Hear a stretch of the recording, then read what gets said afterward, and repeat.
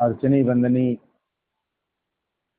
संत समाज सत्संग प्रेमी बंधुओं, तुम श्रद्धा मूर्ति देवियों,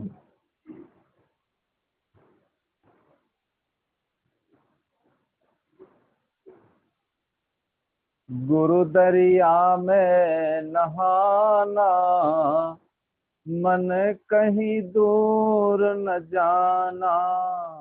गुरु दरिया में नहाना,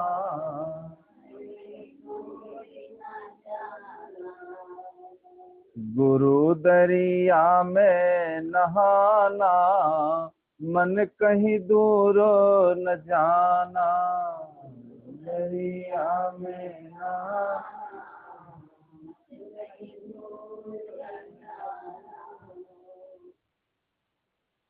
गुरु दरिया का निर्मल जल है।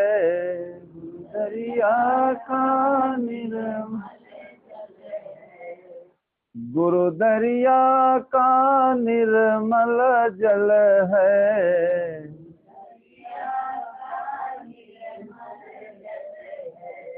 बैठत उपजत ज्ञाना, मन कहीं दूर न जाना। उपजत ज्ञाना, गुरु दरिया में नहाना, मन कहीं दूर न जाना।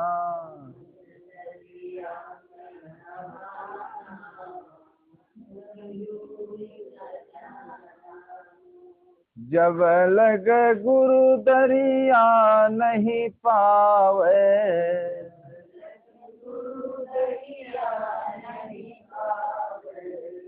जब लग गुरु दरिया नहीं पावे, लग गुरु दरिया नहीं पावे, तब लग फिरत भुलाना, मन कहीं दूर न जाना। फिरत भुलाना, मन कहीं दूर न जाना। तब लग फिरत भुलाना, मन कहीं दूर न जाना।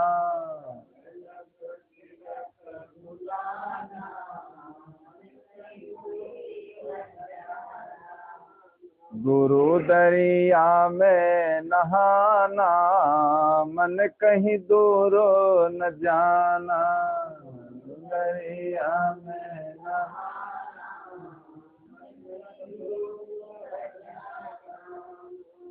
गुरु दरिया में नहाना, मन कहीं दूर न जाना। गुरु दरिया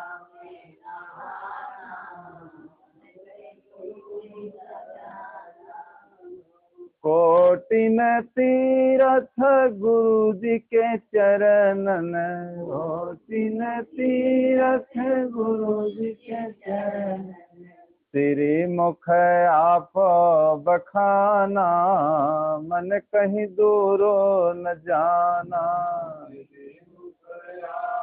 बखाना, मन कहीं दूर न जाना।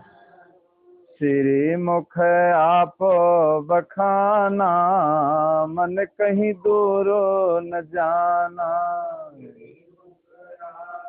बखाना, मन कहीं दूर न जाना। गुरु दरिया में नहाना, मन कहीं दूर न जाना। गुरु दरिया में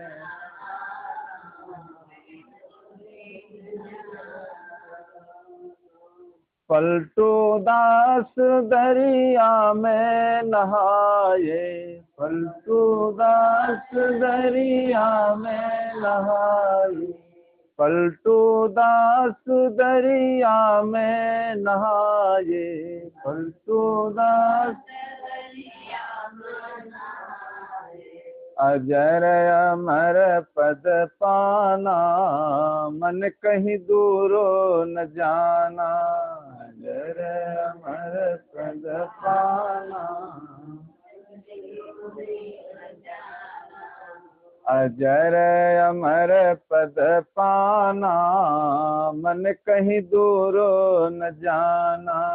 अजर अमर पद पाना,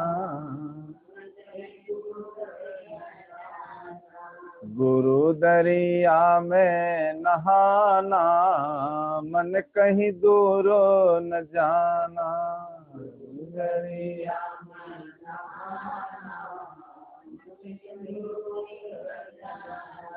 गुरु दरिया में नहाना, मन कहीं दूर न जाना। गुरु दरिया में नहाना।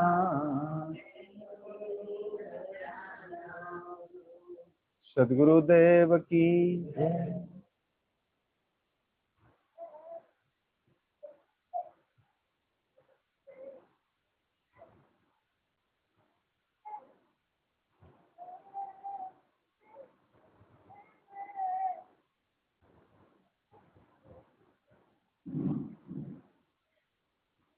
जो मानुष ग्रह धर्म उतर, राखें सील विचार।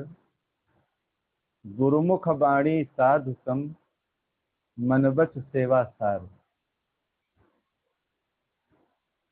इस साखी में कबीर पंथ में एक महान संत हुए हैं श्री राम रहस साहब, जो गया के रहने वाले थे। जहाँ लोग अपने माता पिता के देहांत होने के बाद पिंडा पारने जाते, तो वहाँ गया में ही उनका आश्रम था।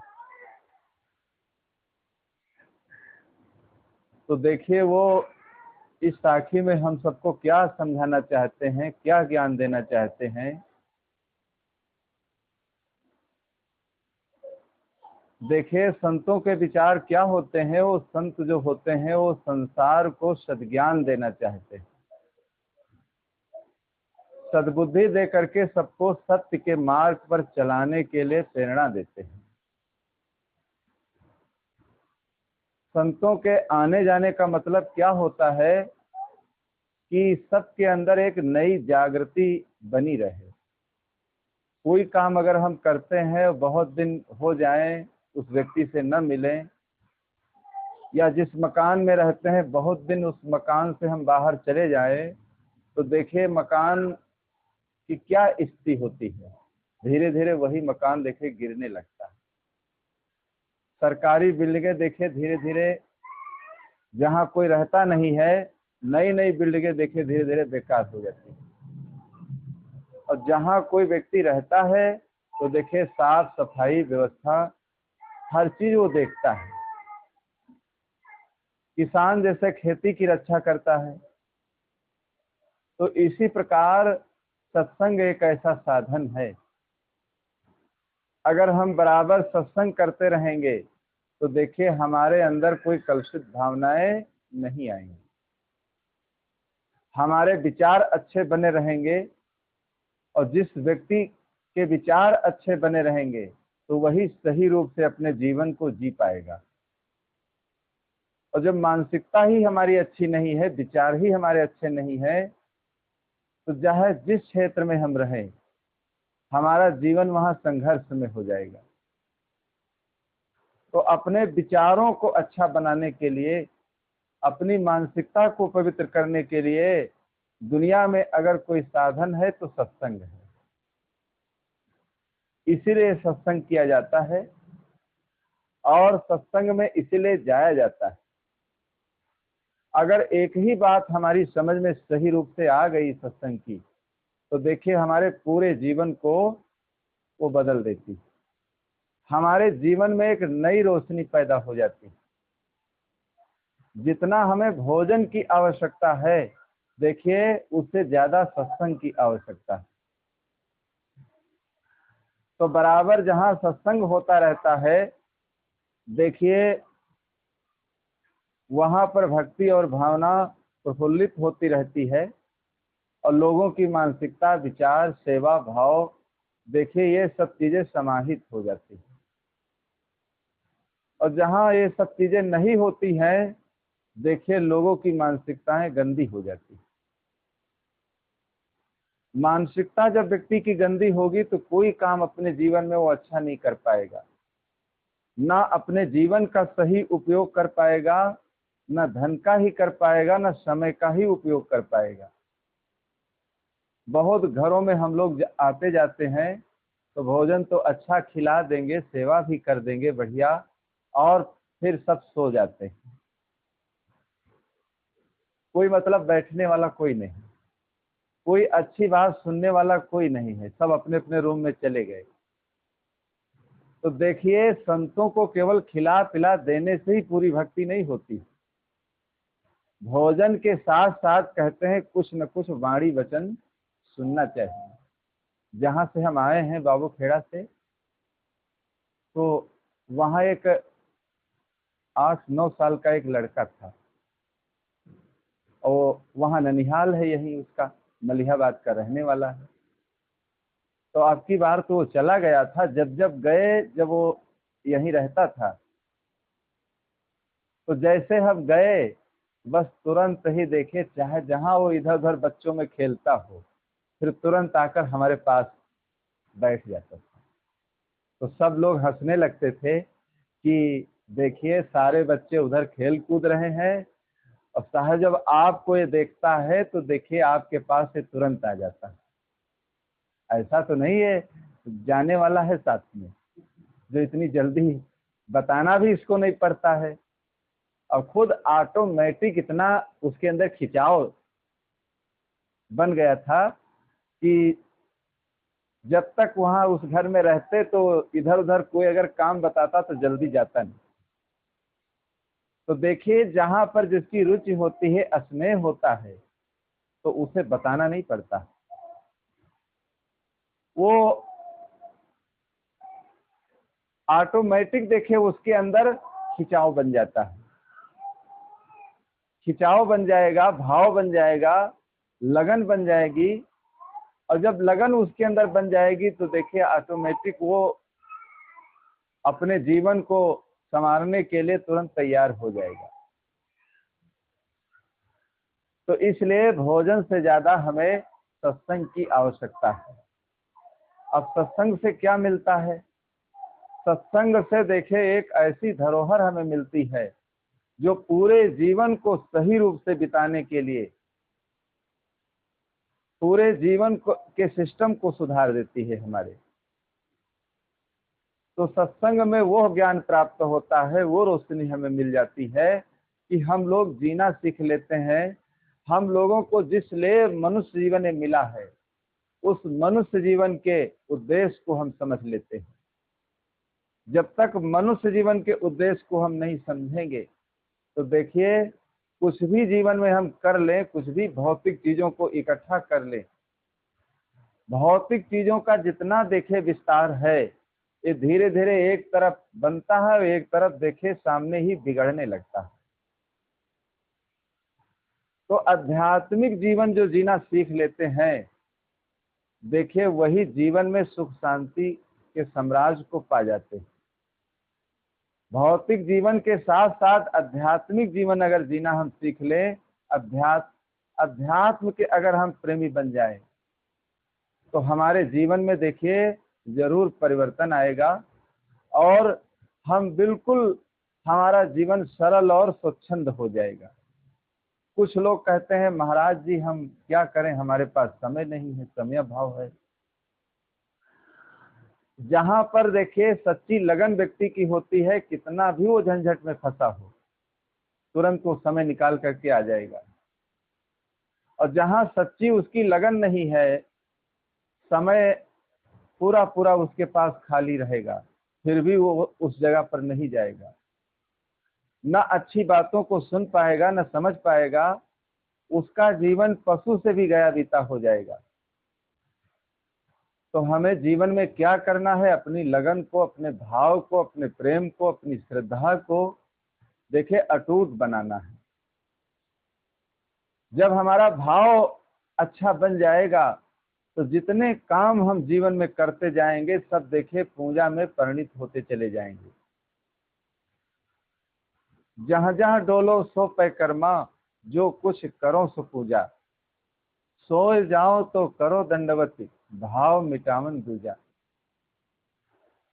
जब भावना व्यक्ति की अच्छी होती है तो जितने काम हम व्यवहार से परमार्थ तक करते हैं सब देखिए हमारे जीवन में पूजा का काम करते हैं।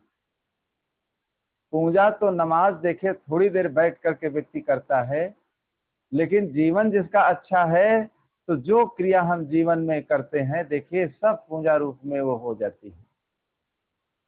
सदगुरु कबीर साहब ने कहा है कि का करे नमाज जवान बाय बिगड़ी। मुसलमान लोग नमाज पढ़ते हैं, मक्का मदीना जाते हैं, हज चले जाते हैं और न मालूम कितनी यात्राएं करते हैं, लेकिन अगर जबान बिगड़ी है आपकी और नमाज आप नित्य पढ़ते हैं तो कोई आपको फल मिलने वाला नहीं है। नमाज बिल्कुल आप न पढ़ें, जबान आपकी अगर सही है, खान पान आपका सही है, बुद्धि सही अगर है तो जरूर अपने जीवन को आप अच्छा बना लेंगे। केवल मक्का मदीना जाने से, केवल नमाज पढ़ लेने से कुछ मिलने वाला नहीं है। आप रसोई घर में न जाएं और भूख लगी हो, केवल भोजन ही भोजन रखते रहें तो क्या आपकी भूख जाएगी? नहीं जाएगी। जब जल को ग्रहण करेंगे, जब भोजन को पाएंगे, तभी आपके अंदर की भूख जाएगी। तो इसी प्रकार किसी चीज को रट लेना, किसी चीज को कह देना ये तो सरल की बात है, और किसी चीज को जीवन में हृदयंगम करना और फिर अपने जीवन को उस रूप से बनाना सबसे कठिन ये है काम। तो अपने जीवन में उतारने के लिए जो व्यक्ति कोशिश करता है देखिए वो महानता का पात्र बन जाता है। महानता उस व्यक्ति के अंदर आ जाती है जो जीवन में रहने के लिए तैयार हो जाता है। कथनी कथय सो गुरु हमारा, कथनी कथय सो पुत्र हमारा, करनी करे सुनाती, और रहनी रहे सो गुरु हमारा, और हम रहनी के साथी। देखिए जीवन में जो व्यक्ति जीना सीख लेता है तो सबसे बड़ी विशेषता उस व्यक्ति के अंदर आ जाती है। तो हम लोग अपने जीवन में जो कुछ सुनते हैं, अपने जीवन में जीने के लिए अगर हम कोशिश करते जाएंगे तो हमारे जीवन में कोई दाग नहीं लगने पाएगा। हमारे जीवन में जब कोई दाग नहीं लगेगा तो देखिए हमारा जीवन बिल्कुल स्वच्छ और पवित्र रहेगा। इसी को साहब कहते हैं कि जो मानुष गृह धर्म उतर, राखें शील विचार।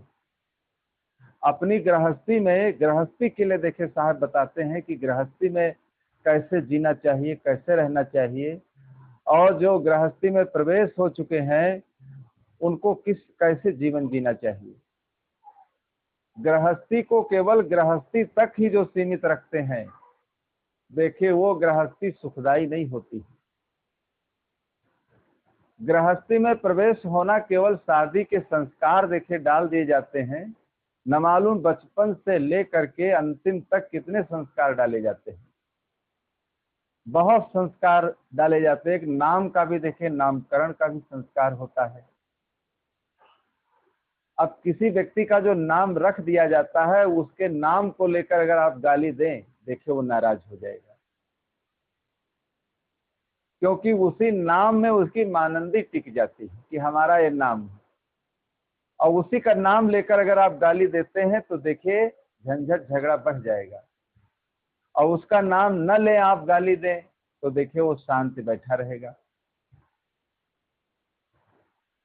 तो गृहस्थी में प्रवेश हो जाना, गृहस्थी को जो लोग सदगृहस्थी बना लेते हैं देखिए वो गृहस्थी पवित्र मानी जाती है। और जो केवल गृहस्थी को गृहस्थी तक ही सीमित रखते हैं देखिए वो गृहस्थी सुखदायी नहीं होती। तो महाराज श्री राम की गृहस्थी कैसी थी, महाराज श्री कृष्ण की गृहस्थी कैसी थी? सदगृहस्थी। वो सदगृहस्थ कहे गए, मर्यादा पुरुषोत्तम कहे गए। मर्यादा पुरुषोत्तम क्यों कहे गए? कि उनकी गृहस्थी से सभी जितने संसार में गृहस्थ हैं सब सीख ले कि उनकी गृहस्थी कैसी थी और कैसे अपनी देखे गृहस्थी को उन्होंने सदगृहस्थी बना लिया। तो हर मनुष्य को चाहिए कि अपनी गृहस्थी को भाई सदगृहस्थी की तरफ ले जाना चाहिए। अपनी गृहस्थी में धर्म और कर्म, सेवा और भक्ति, इन सब चीजों को जोड़ करके जो जीवन को जीता है, देखिए उसकी गृहस्थी सदगृहस्थी बन जाती है। महाराज श्री राम देखिए, जब उनको राष्ट्रीय यज्ञ करना था तो ब्राह्मणों ने, पुरोहितों ने बताया कि आप दूसरी शादी करें, दूसरी शादी करें तब आप यज्ञ कर सकते हैं, अर्धांगिनी आपके पास में बैठना चाहिए। तो महाराज श्री राम कहते इस बात पर वो तैयार नहीं हुए। तो सोने की कहते सीता बनाई गई, पास में बैठाई गई और तब उन्होंने यज्ञ किया। बताओ गृहस्थी के कितने आदर्श में वो थे, गृहस्थी के कितने आदर्श में थे और कितना गृहस्थी का वो सही रूप से पालन करते थे। गृहस्थी ही सबकी जननी है, क्योंकि गृहस्थी से ही सारे विभाग निकलते हैं और गृहस्थी में ही बच्चों का जन्म होता है, गृहस्थी में ही बच्चे देखे पाले पोसे जाते हैं और वही बच्चों को जब अच्छे संस्कार मिलते हैं तो उसी गृहस्थी से निकल करके देखिए तुलसी, सूर, कबीर, नानक, दयानंद, शंकराचार्य, स्वामी विवेकानंद और बड़े बड़े देखिए क्रांतिकारी, बड़े बड़े वैज्ञानिक, बड़े बड़े संत और महापुरुष देखे किसी घर में ही उनका जन्म हुआ था और किसी गृहस्थी में ही बचपन में रहे, पाले पोसे गए और फिर ऐसे उनको संस्कार मिले, ऐसे पूर्व जन्म का संस्कार और इस जन्म का कुछ संस्कार दोनों जब एक में मिल गए तो देखिए वो महानता को जीवन में धारण कर ली। तो गृहस्थी जिसकी नरक में हो जाती है तो देखिए घर के जितने सदस्य होते हैं सबका जीवन बेकार हो जाता है। तो हर मनुष्य को चाहिए अपनी गृहस्थी में भाई भक्ति को जोड़ करके रखना चाहिए, अपनी गृहस्थी को आध्यात्मिक क्षेत्र की तरफ ले जाते हुए उस गृहस्थी को जीना चाहिए। तो जो मानुष गृहधर्म उतय राखें शील विचार, जो अपनी गृहस्थी में शील और विचार को रख करके गृहस्थी जीते हैं। महाराज श्री राम देखे शीलवान थे। यहाँ रामायण लोग पढ़ते हैं, रामचरितमानस का अखंड पाठ करवा देते हैं, सब कुछ देखिए कोई मांगलिक कार्यक्रम होते हैं उसमें सब कुछ कर देते हैं, लेकिन उन चौपाइयों का मतलब नहीं समझ पाते। जब तक उन चौपाइयों का हम मतलब नहीं समझ पाएंगे कि कोई चीज आपको दे दी जाए, जब तक उसमें आपको लाभ नहीं दिखाई देगा तो आप कैसे वो काम करेंगे। और जब लाभ दिखाई देता है तो देखिए उस काम को करने के लिए हम तैयार हो जाते हैं, और जहां हमें हानि दिखाई देती है तो वो काम हम जीवन में नहीं करते। तो अपनी गृहस्थी में शील और विचार को रख करके, हमारे भारतीय परंपरा में देखिए दो महाकाव्य हैं, रामायण और महाभारत। अगर रामायण की तरफ हम चलते हैं, राम का चरित्र गोस्वामी जी ने क्यों लिखा, राम का चरित्र देखे पावन था, पवित्र था, कि राम के चरित्र को सुन करके लोग सीख लेंगे और अपने जीवन को अच्छा बनाएंगे। देखिए जितने पात्र हैं सबको पात्र बना करके उन्होंने शिक्षा दिलाई है। सीता जी के जीवन से, राम के जीवन से, दशरथ के जीवन से, सुमित्रा के जीवन से, सबके जीवन से देखिए सीख दिलाई है। हर मनुष्य को चाहिए कि गुणग्राही बनना चाहिए, लेकिन हम लोगों का स्वभाव कैसा बन जाता है, कहीं अगर हम आते जाते हैं तो हम लोगों का दोष दृष्टि वाला स्वभाव बन जाता है। कुछ लोग होते हैं भोजन चाहे जितना अच्छा बना हो, लेकिन जब रसोई में जाएंगे भोजन करने तो कोई ना कोई दोष उसमें लगा देंगे। अब जो भोजन बन गया है संतुष्ट पूर्वक खा लेना चाहिए उसे। फिर एक दो दिन के बाद भंडारी से बताना चाहिए कि हाँ ऐसे ऐसे देखिए रोटियां जल जाती हैं, ऐसे चावल सही नहीं बनता। और जब तुरंत ही बताया जाएगा तो देखिए व्यक्ति के अंदर सुधार नहीं आता, वो अपना अपमान समझ करके उस व्यक्ति से देखिए नाराज हो जाता है। और उसी बात को एक दो दिन के बाद जब बताया जाता है तो सहर्ष रूप से वो व्यक्ति मान लेता है। तो रामायण की गाथा देखिए, इसीलिए देखिए पूरे विश्व में, पूरे भारत में प्रसिद्ध हो गई। लेकिन लोग रामायण की गाथा सुन लेते हैं, गा लेते हैं, समझ लेते हैं, और कथावाचक लोग भी हारमोनियम बजा करके राम भरत मिलाप सुना देते हैं। लेकिन उन रामायण की जो चौपाइयां हैं, जो हमें अच्छा सीख देती हैं, हम लोग गहराई से उन पर ध्यान नहीं देते। जब तक गहराई से उस पर ध्यान नहीं देंगे तो केवल अखंड पाठ करा लेने से कुछ होने वाला नहीं। हम पहली बार अभी बाराबंकी जिले में एक कार्यक्रम था, हमें तो बताए नहीं। एक बच्चे का गौना था और एक दो बार उनके यहाँ हम गए थे, और वो जो लड़का था बाहर सर्विस करता था, उसी समय वो आया था और माता पिता उसके गुरदीक्षा लेना चाहते थे। तो हमसे तारीख ले लिया, वही तारीख ले लिया जिस दिन गौना था उसका। तो हमें जब वहां ले गए तो भीड़ भाड़ थी सब, और उसमें और प्रकार की तैयारियां होती हैं। कोई कार्यक्रम होता है तो दूसरे प्रकार की तैयारियां होती हैं। लेकिन मैं को एक सब रख दिए और व्यवस्था सब थी वहां पर। तो हमने कहा, हाँ, हम लोग इस सब कार्यक्रम में जाते नहीं हैं, आपने बताया भी नहीं, हमें बुला लिए। ठीक है, अब हम आ गए हैं तो आपके जो कार्यक्रम है वो करिए, और जब आप वहां से लौट करके आ जाएंगे तब हम सत्संग करेंगे। तो इतनी जल्दी से इतना शीघ्र किए कि उजेले उजेले उनके साथ कार्यक्रम हो गए। जितने लोग आए थे सब दरवाजे पर फिर बैठ गए। हमने तो सोचा था कुछ इसमें सत्संग नहीं हो पाएगा, लेकिन बहुत अच्छा बना सत्संग। जितने मेहमान थे, सब लोग थे, सब अच्छी प्रवृत्ति के थे। तो आधा घंटा के लिए सब लोग बैठ गए। कहने लगे भोजन बाद में होगा, अब देखिए महात्मा लोगों को आप बुला कर लाए हैं तो पहले उनके विचार सुन लिए जाए। सत्संग हुआ। जब सत्संग हुआ, सत्संग समापन हो गया, तो जो सत्संग में जो व्यक्ति, जो मेहमान नहीं गए थे, बहुत लोग हमसे आकर के मिले। हमसे कहने लगे हमारे बच्चे का भी गौना होने वाला है, देखिए उसमें आपको बुलाया जाएगा। तो हमने कहा देखिए ये परंपरा मत बनाओ। तो हमसे बताए नहीं, इसलिए हम आ गए। लेकिन हमने कहा ऐसे ढंग से करना कि जो साथ में हमारे साधु लोग आए हैं इन पर गलत असर न पड़े। अगर सत्संग बिल्कुल नहीं हुआ तो यही लगेगा कि साहब को हमने गौने में बुलाया। और जब सत्संग हो जाएगा तो वो बात पीछे हो जाएगी, ये आगे हो जाएगा सत्संग। तो देखिए कोई भी किसी भी प्रकार का कार्यक्रम हो, उसका माहौल अगर अच्छा बना लिया जाता है तो देखिए वो दूसरे रूप में प्रदर्शित होने लगता है। ऐसे अपने जीवन को भी देखिए, जब हम सत्संग और भक्ति के माहौल में जब हम बना लेते हैं, अपने जीवन में ऐसा माहौल बना लेते हैं, तो देखिए हमारा जीवन भी जैसे आम जनता जीवन जी रही है वैसा हमारा जीवन नहीं रह जाता। अगर वैसा ही हमारा जीवन और खान पान व्यवहार रहा तो सत्संग करने से हमारे जीवन में समझ लो कोई लाभ नहीं मिला।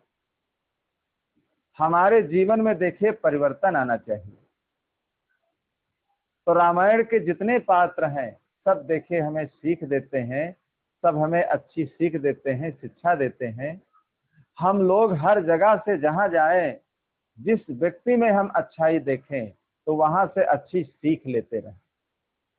अगर अच्छी सीख हम लेते जाएंगे तो देखिए धीरे धीरे हमारा जीवन क्या हो जाएगा, हमारा जीवन ज्ञान और गुणों का सागर हो जाएगा। और जब ज्ञान और गुणों का सागर हमारा जीवन हो जाएगा तो देखिए शांति और सुख, जिस शांति और सुख को हम बाहर खोजते हैं, धन में खोजते हैं और भौतिक चीजों में खोजते हैं, वो शांति हमारे जीवन में अपने आप प्राप्त हो जाएगी।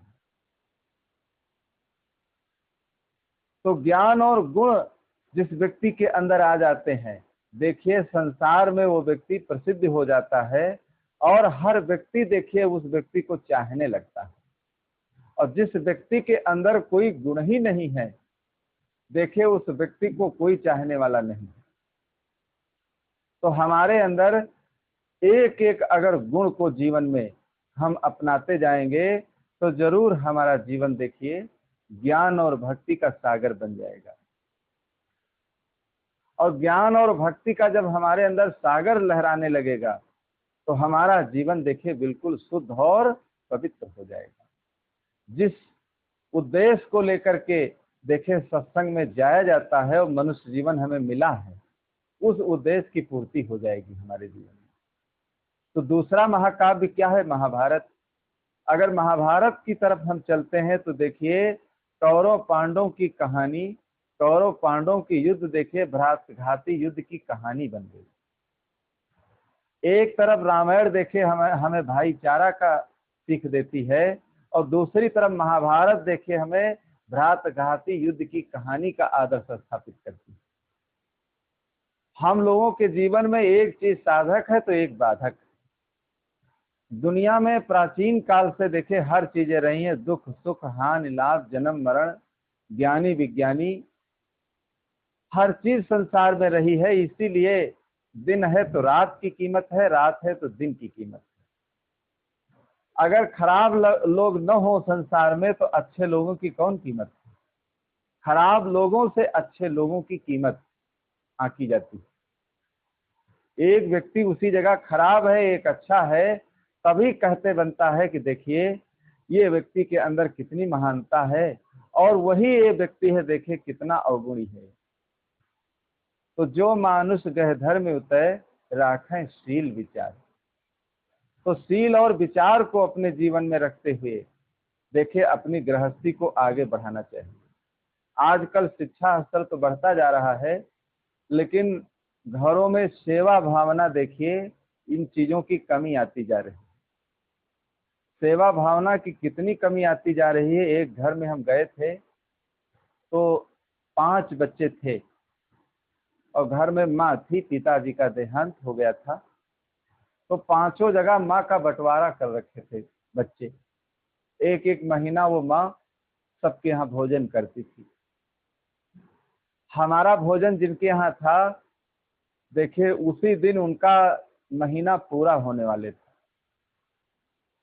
तो जब हम बाहर टहलने चले गए तो देखिए बहू क्या सास से कहती है, अब तो महीना आज पूरा हो गया है, अब दूसरे लड़के के यहाँ जाओ। तो बूढ़ी जो माँ थी वो कहने लगी, अरे आज तुम्हारे यहाँ साधु संतों का भोजन बनेगा तो मेरी इच्छा है कि आज और भोजन में कर लूं, कल वहां जाऊंगी। कहीं नहीं नहीं, दिन कल ही शाम को पूरा हो गया था, अब सुबह तुमको यहाँ एक चाय भी नहीं मिलेगी। भोजन तो बहुत दूर की बात है, चाय भी नहीं मिलने वाली है। जल्दी अपना जो कुछ सामान हो उसको साहब के आते आते पहले पहले ही तुम घर से निकल जाओ। तो जो कुछ सामान थी उसके कपड़े थे ले करके दूसरे लड़के के यहाँ चली गई।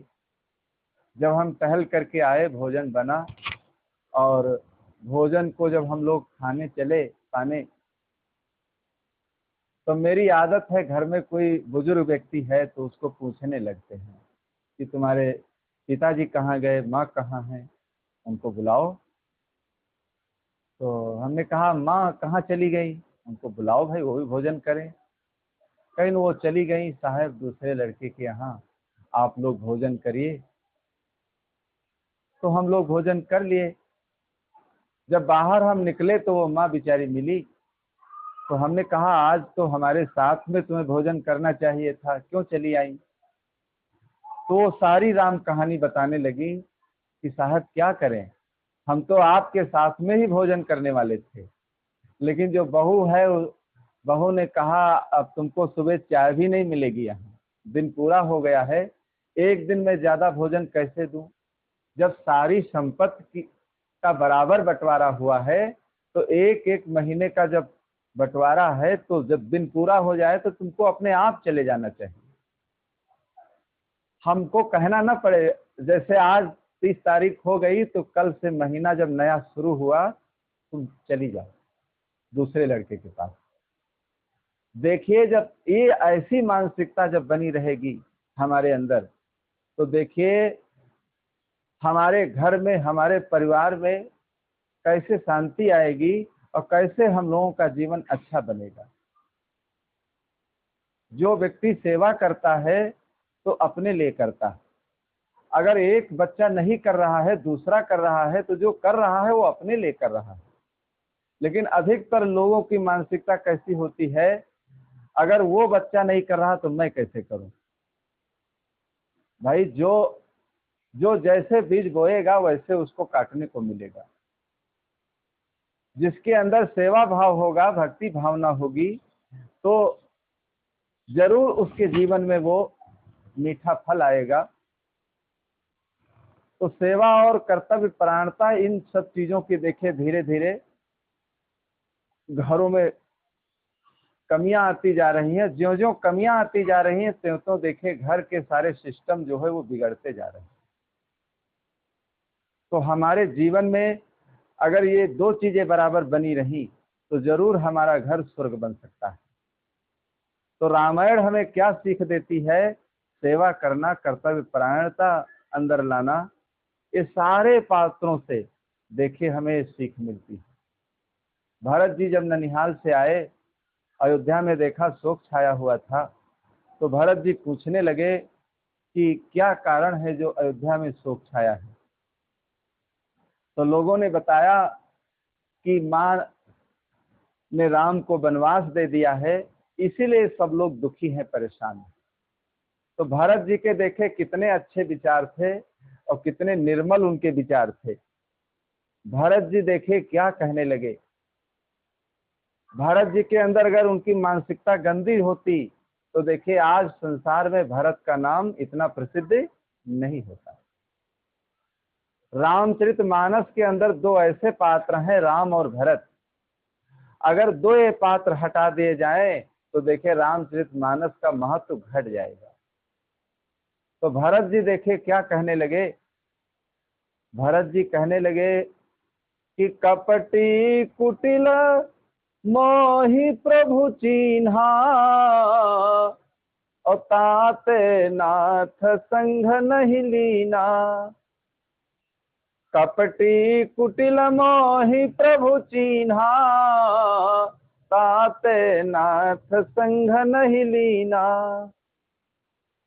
आहा धन्य लक्ष्मण बड़ भागी, आहा धन्य लक्ष्मण बड़ भागी, राम पधार बिंदु अनुरागी। भरत जी देखे क्या कहने लगे। महाराज श्री राम हमको कपटी समझ करके, कुटिल समझ करके देखे नहीं बुलाए, हमको छोड़ दिए। हम बहुत अभागी हैं जो राम की सेवा के लिए नहीं गए। देखिए अपने को कितना वो धिक्कारते हैं कि हम सेवा से वंचित रह गए। तो देखिए सेवा का अवसर जिसको मिल जाए उसे भाग्यशाली समझना चाहिए। सत्संग का अवसर, सेवा का अवसर, ये सबको जीवन में नहीं मिलता। ये हर व्यक्ति को ऐसे अवसर नहीं मिलते हैं।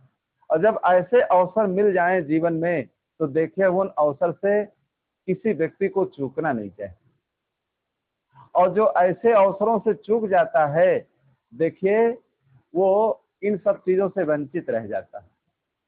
लक्ष्मण जी को देखिए भरत कहते हैं बड़े भाग्यशाली हैं जो राम के साथ में गए। आहा धन्य लक्ष्मण बड़ भागी। अपने को अभागा समझ करके अपने को कोसते हैं। तो ऐसी भावना देखिए जिस व्यक्ति के अंदर आ जाती है, तो कोई अगर सेवा करता है नहीं करता है, हमारा क्या कर्तव्य है। अपने कर्तव्य को समझ करके देखिए वो व्यक्ति सेवा में, सत्संग में और अच्छे कामों में देखिए लगनशील बन जाता है। कोई व्यक्ति करता है या नहीं करता है इससे हमें मतलब नहीं। परिवार में जितने सदस्य हैं देखिए सबके प्रति सेवा भाव, ये सब चीजें जब बनी रहती हैं वही परिवार देखिए अच्छे ढंग से चलते हैं। एक प्रत्यक्ष घटना हम आपको सुनाते हैं, लखनऊ की ही है। एयरपोर्ट के पास रहीमाबाद एक गांव है। देखिए अभी उस लड़की का देहांत नहीं हुआ है, लगभग 5 साल हो गए हैं। 5 साल हो गए हैं पड़े पड़े बिस्तर पर। और कश्मीर में वो लड़का आर्मी में था और यहाँ उसकी पत्नी का एक्सीडेंट हो गया, दुबग्गा में एक्सीडेंट हुआ। तो सूचना आई तो यहाँ कोई नहीं था, ससुर जो थे वो बूढ़े थे और 2 बच्चे थे। बड़ा भाई वो जयपुर में रहता था, उसकी वहाँ सर्विस थी। फिर उसे एम्बुलेंस से लाए, दवाई इलाज हुई, फिर मिलिट्री हॉस्पिटल में देखे सालों एडमिट वो रही। जितने मेहमान लोग थे, घर के लोग थे, थोड़े थोड़े दिन सब लोगों ने सेवा किया। कोई व्यक्ति 5-5 साल तक पड़ा रहे तो कहाँ तक लोग सेवा करेंगे। तो देखिए अपनी नौकरी का इस्तीफा दे करके वो लड़का आया और दूसरी जो नौकरी मिलती है मिलिट्री वालों को वो भी छूट गई।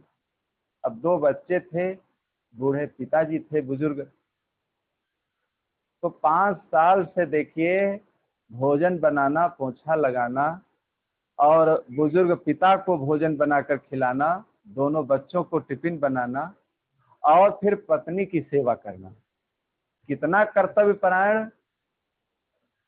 कि कहा नहीं जा सकता है। और देखिए फलों का रस नलकी के द्वारा जाता है। अब 5 साल से वो बिस्तर पर पड़ी है, शरीर बिल्कुल कंकाल हो गया है। अगर एक बार उसको देख लो तो भोजन करने की हिम्मत नहीं बचेगी।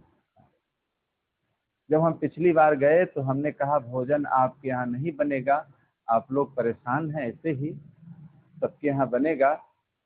तो देखिए वो लड़का क्या कहने लगा, अरे साहब रोज तो अपने हाथ से हम बनाते हैं, 1-2 दिन तो आप लोग कम से कम भोजन हमें बनाकर दे दो। सबके यहाँ आप भोजन बनाएंगे, हमारे यहाँ नहीं बनाएंगे, ऐसा नहीं होना चाहिए। 1-2 दिन आप लोगों के हाथ का हम भोजन बनाया खाएंगे, सस्ता लेंगे थोड़ा। तो फिर जितने संत थे सब लोग मिल करके कोई आटा बनाने लगा और कोई चावल बीनने लगा, कोई सब्जी अमनिया करने लगा, सब लोग मिल करके बनाए। अब कितना सेवा परायण है, पत्नी के प्रति कितना भाव है। अब देखिए ऐसे अगर महिलाओं को अपने पति के प्रति हो जाए, माता पिता के प्रति हो जाए, जितने घर में सदस्य हैं, अगर ऐसा भाव आ जाए तो देखिए इसी को रामराज कहते हैं। इसी को रामराज कहते हैं। जब जब वो मिलता है हमें तो लड़का वो कहता है कि साहब आप ये बताइए ये कितने दिन तक हमको ये सेवा का अवसर मिलता रहेगा। ना इसमें इधर होता है ना उधर, कुछ होने वाला नहीं है। या सही हो जाए, चलने लगे कम से कम, तो इधर उधर कुछ नहीं हो रहा। 5 साल से ऐसे ही बिल्कुल कोबा में है और कोई इसमें परिवर्तन नहीं होता है, जैसा करता है ऐसा बिल्कुल। अब किस जन्म का भोग है, कितनी भी सेवा की जाए, जो इतने साल तक खाट पर पड़ा रहे जो व्यक्ति, क्या उसकी स्थिति होगी। तो ऐसा लड़का कहते हैं लाखों में कहीं एक होगा। अगर ऐसा वो न होता तो उस लड़की की कैसी स्थिति होती कहा ही नहीं जा सकता, शरीर ही सड़ जाता उसका। इतना उसके मायके में भी कोई करने वाला नहीं था कि इतने दिन तक ये पड़ी रहेगी और इतनी इसकी सेवा होगी।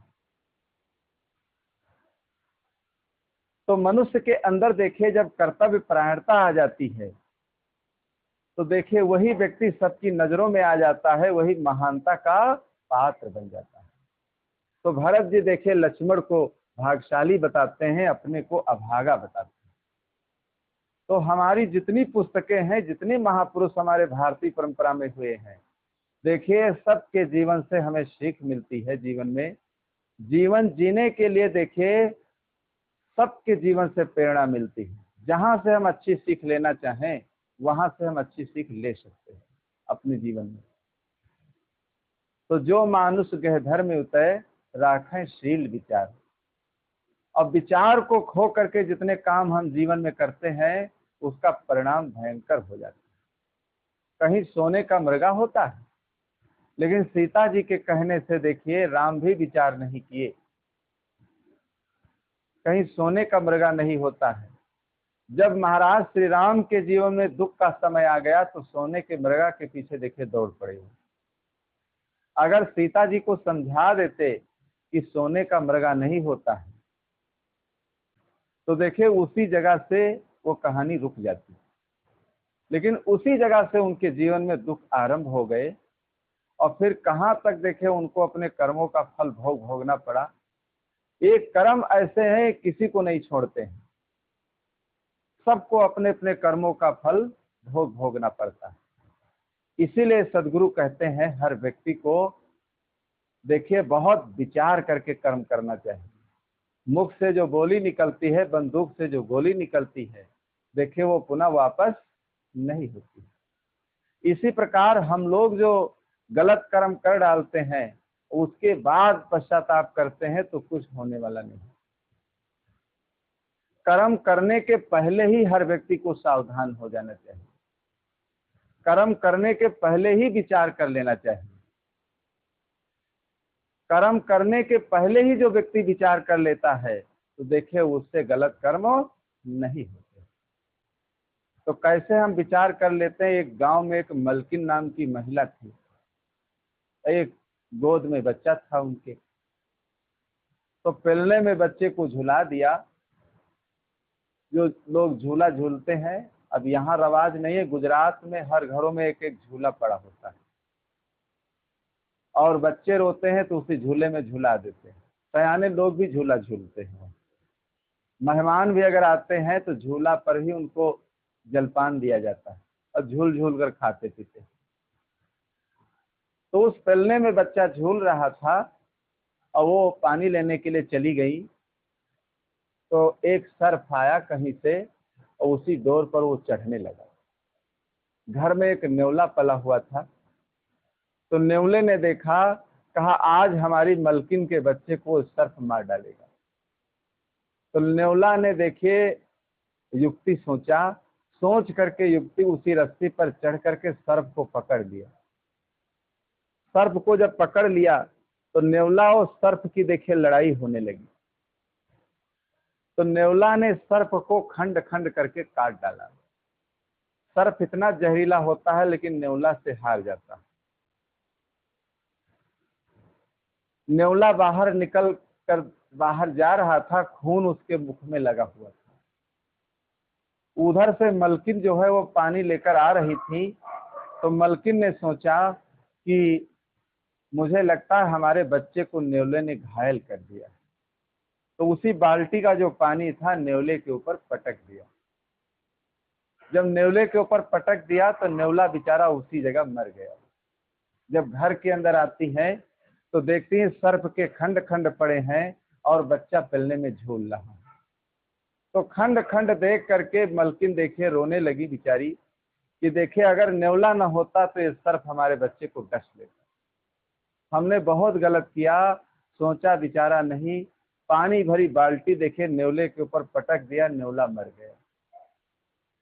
अगर पहले विचार कर लेती, देख लेती घर में आकर के, तब वो ऐसा कार्य करती तो इतना खतरा नहीं होता। तो बंधुओं, कोई भी काम जीवन में अगर हम बिना विचार के करते हैं तो उसमें खतरा उत्पन्न हो जाता है। कोई भी काम जीवन में हम करें तो देखिए विचार पहले कर ले, उसका परिणाम हम सोच ले। इसलिए हर मनुष्य को परिणामदर्शी होना बहुत जरूरी है। जोश खरोश में देखिए जितने काम जीवन में किए जाते हैं उनका परिणाम भयंकर हो जाता है, और जब विचार पूर्वक जितने काम हम करते हैं देखिए वो बढ़िया होते हैं, हमारे जीवन में सुखकारी होते हैं। तो जो मानुष गहधर में उतरे राखें शील विचार, गुरुमुख वाणी साध सम और मनबच सेवा सार। तो अच्छी वाणी अपने जीवन में अपनाते हुए सेवा और धर्म और कर्म ये सारे संस्कार अपने अंदर आना चाहिए। उसी व्यक्ति की गृहस्थी देखे सफल होती है। तो अपनी गृहस्थी को स्वर्ग में बनाने के लिए भाई हर व्यक्ति को सत्संग का बराबर सेवन करते रहना चाहिए। और सत्संग रूपी गंगा में निमंजन करते रहना चाहिए। सत्संग से देखिए महानता मिलती है, और सत्संग से बड़े बड़े पापी, बड़े बड़े देखिए पापियों का सुधार, कल्याण हो जाता है। इसलिए सत्संग सबको जरूरी है। सत्संगत की महिमा बड़ी, आए कर लो घड़ी दो घड़ी। सत्संगत की महिमा बड़ी, आए कर लो घड़ी दो घड़ी। संगत की महिमा बड़ी, आए कर लो घड़ी दो घड़ी। अगर ज्यादा समय नहीं है तो घड़ी दो घड़ी, आधी घड़ी, अब आधी घड़ी का समय नहीं तो आधी से आधी में पुनियाद। सत्संग देखे जीवन में उतना ही काफी होता है, हमारे जीवन को बिल्कुल शुद्ध कर देता है। सत्संग से क्या शक्ति हमारे जीवन में मिलती है। एक गांव में एक लड़ाका नाम की महिला थी, उसकी लड़ने की बहुत आदत थी, तो लोगों ने उसका नाम लड़ाका रख दिया। जो व्यक्ति जो काम करता है वही नाम उसका लोग रख देते हैं। तो जिस घर में उसके लड़ने का नंबर था, उस घर में एक नई नई बहू आई हुई थी। तो सास बेचारी बहुत चिंतित थी, परेशान थी। तो बहू ने देखा कि इस हमारी माँ जो है, सासू सासू जो माँ है बहुत परेशान है, तो पूछा क्या क्या कारण है जो तुम दुखी हो। तो सासू माँ ने कहा कि हमारे यहाँ एक लड़का है, आज नंबर है उसका लड़ने का, और इतना लड़ने में माहिर है, अभी देखिए आती होगी, परेशान कर लेगी हम। इतने में लड़का आ गई। तो बहू ने कहा आज तुम बैठो, बहुत दिन तुम लड़ी, आज हमको लड़ने दो। तो सास कहने लगी अरे बेटी, अभी अभी तुम आई हो, अभी भी तुम्हारी शादी हुई है, अगर आज से लड़ना तुम शुरू करोगी तो घर की स्थिति क्या होगी, बहुत हम लोगों की बेइज्जती होगी कि नई नई बहू आई और देखिए आज से ही लड़ना शुरू कर दिया। लेकिन बहू नहीं मानी, सास को रोक दिया, कहा हमको लड़ने दो। तो एक दरवाजा के भल वो खड़ी हो गई आड़ में, और वो गाली दे रही थी एक तरफ से। गाली देते देते देते देते जब बहुत थक गई, कुछ सस्ताने लगी, तो देखिए बहू ने क्या किया, हाथ का अंगूठा निकाल करके उसको दिखा दिया। जैसे ही अंगूठा दिखाया तो और जल बल गई, फिर उठकर लड़ने लगी। सारा दिन ऐसे अंगूठा दिखाती गई और वो लड़ती गई, गालियां देती गई। और फिर बेचारी देखे लड़ते लड़ते लड़ते लड़ते लेफा आ गया उसको।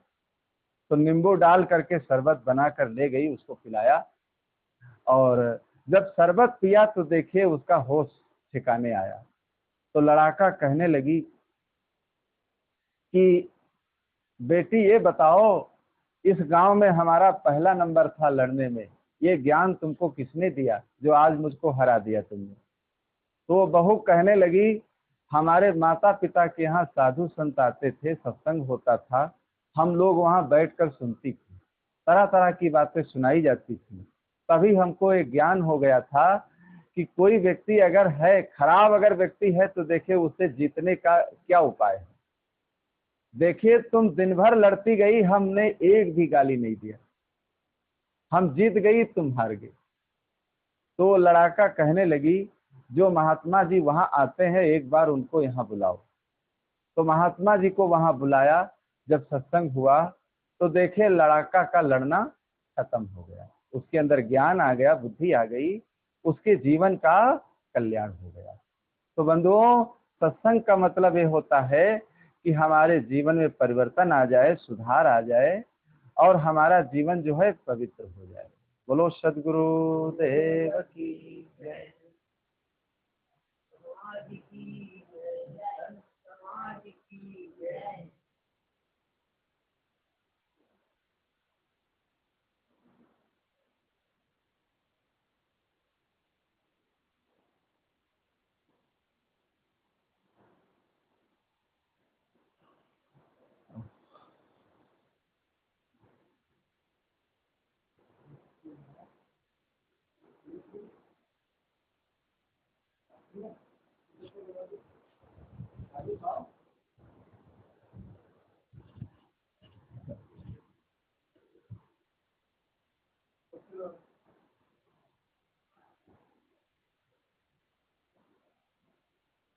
इसका बना नहीं।